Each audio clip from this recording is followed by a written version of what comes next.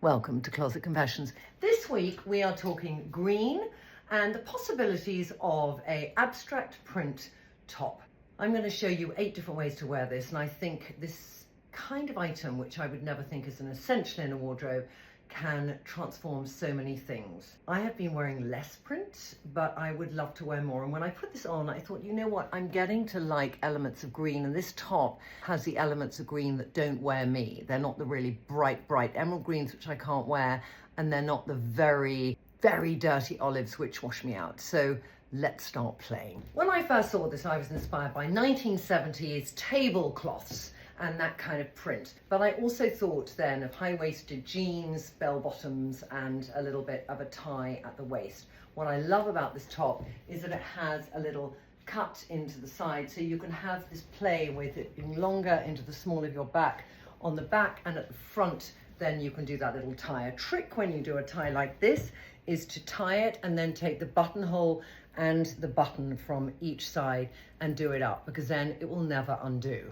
and you won't be worrying about it. It also acts as a nice little softener for your tummy if you're feeling you just want that little softener. It just gives a nice structure to the top. Here I've got it with my Zara shoulder pad t-shirt underneath. So what it immediately does is it broadens the whole top part and gives structure to my upper half. So I could wear this open as a little waistcoat, which I love. I can also just close up the top button and do a half tuck, similarly to wearing it with jeans. I quite like leaving the middle bit open because you've got the white here of the top, so I just feel that works as well. I could then also add a scarf, and it's about texture with texture. So these are scarves I got in Bhutan.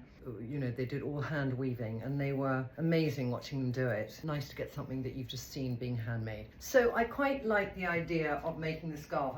I tend to not wear scarves equally proportioned. I like to bring a bit more of the scarf to the lower part of the body, and I also like to end the other side of the scarf at the length of my top. It's just something that I think aesthetically works well because it still gives elongation to your leg. It's not covering them totally. It gives definition to your waist, and also it brings the fabric you're wearing on the top to the bottom half of your outfit. So, you know, this is an outfit that is sweatpants and a top. So I just think they work well together. I'm going to try another scarf now because I'm looking at which prints go together, and you always want about 2 of a 4 print to go with it. So if we look at this one, which is my other option, the green is very bright and it's not so mustardy, and I think the purple is a color too far. So I'm going to go back with definitely better. Yeah. Now, bags, we can layer. I got this also from COS at the same time I got the shirt. No, I didn't get it from COS, I got it from Massimo Dutti. It was on the same day. But just putting in that added texture of some suede with the scarf and the print, it's all pretty together, and it's a way also of upgrading a sweatpant to something a little bit more refined. I'd probably keep the trainer on because it feels like it should be casual somewhere, but I like adding the elegance here, and then I'll probably, you know me, put on my cuffs. In this instance, would I do gold or silver? I think they could take gold or silver, but then we're just getting an upgrade of everything. The bag has silver hardware, so I will do silver with it. But I just love that whole mix there. Actually, before we go with pattern and pattern, let's look at pattern with bomber jacket, because of course everything in my wardrobe now has to go with a bomber jacket. But I do like that. It does something different, because I usually wear the bomber jacket very classically with the white t-shirt or just something quite clean. And I just love that little hint of pattern coming back in. But let's go with the pattern with pattern one sec. Another way is to wear it belted over a skirt. I do like the fact that I haven't actually done it up, so I have that hint of white going down. So I'm not going to have the top closed here going across at one's hips, which sometimes can make you a bit up and down. I quite like that sense of a peplum. I like the white bit going down, and my God, it's so nice that it goes with the skirt, because I adore this skirt and I generally only wear it with a white shirt because that's all it goes with. I could also, if it was more daytime, replace the gold belt with something more textural and raffia. So I put on this very old Prada belt, and I thought originally maybe not, because it's got a very dark, well, it's black actually in it, but something about it makes me happy. And then I might put on my little raffia hat here, which I recently also got in COS. I do love that as a daytime look, actually. It feels different for me, but it feels fun, and I really like the way this turns into such a flexible top.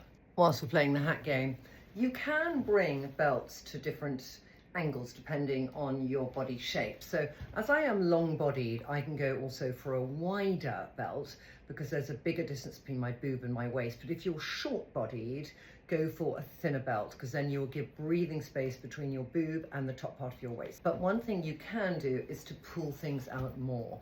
Again, if it's closed, it gives a different vibe. But if it's really open, it changes the whole shape. Do you see what I mean? Like that.